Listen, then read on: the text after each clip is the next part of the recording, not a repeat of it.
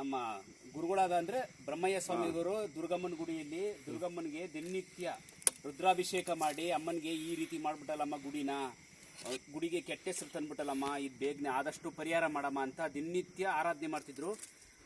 ನಿನ್ನೆ ಗುರುವಾರ ದಿನ ಪೂಜೆ ಮಾಡೋ ಸಮಯದಲ್ಲಿ ಅಮ್ಮನ ಕೇಳ್ಕೊಂಡದಕ್ಕೆ ಅಮ್ಮ ಬಲಭಾಗದಿಂದ ಹೂ ಕೊಟ್ಟಿದ್ಲು. ಅದಕ್ಕಾಗಿ ಈ 3:15 ಬ್ರಹ್ಮಿ ಮುಹೂರ್ತದಲ್ಲಿ ಚಿರತೆ ಬೋನು ಬಿದ್ದಿದೆ ನೋಡಿ.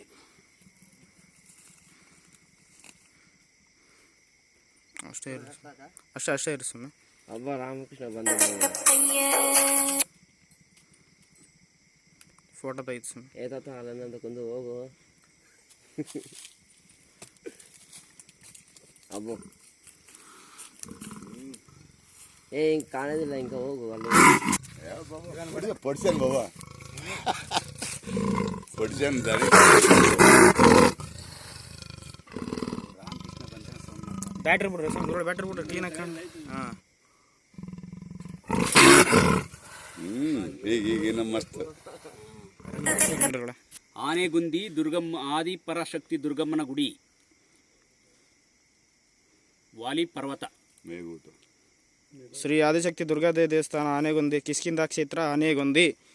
ಇಂದು ಬೆಳಗ್ಗೆ 3:30ಕ್ಕೆ ಚಿರತೆಯು ನಾಯಿ ತಿನ್ನಲು ಹೋಗಿ ಬೋನಿಗೆ ಬಿದ್ದಿದೆ.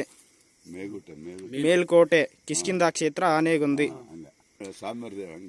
40 ದಿನಗಳಿಂದ ಸ್ವಾಮೀಜಿಯವರ ಒಂದು ಸತತ ಪ್ರಯತ್ನ ಈಗ ಈಡೇರಿದೆ.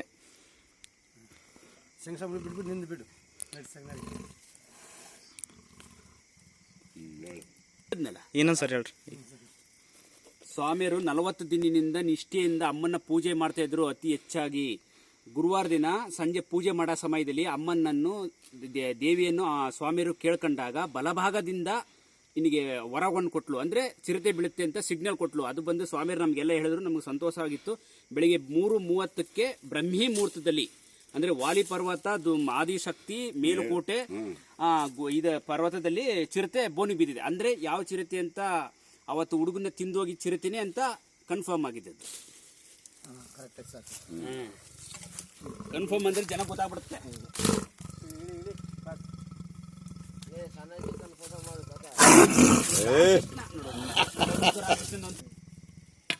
ಸ್ನಾನ ಮಾಡ್ದು ನೋಡು.